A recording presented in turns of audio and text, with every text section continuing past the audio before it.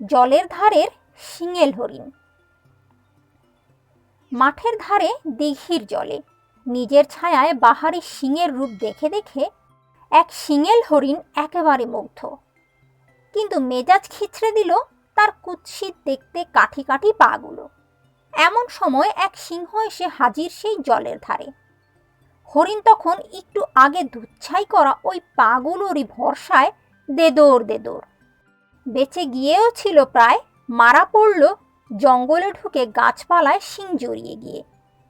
সিংহের হাতে মরতে মরতে হরিণ আফসোস করল, কি হতভাগা আমি, বুদ্ধুর বুদ্ধু। যে পাগুলো আমায় বাঁচাতে পারত সেগুলোকেই গাল পাড়ছিলাম, আর যে শিংগুলো নিয়ে এত গর্ব করছিলাম সেগুলোর জন্যই শেষে মারা পড়লাম। আসলেই যা দামি প্রায় তার ঠিকমতো কদর হয় না।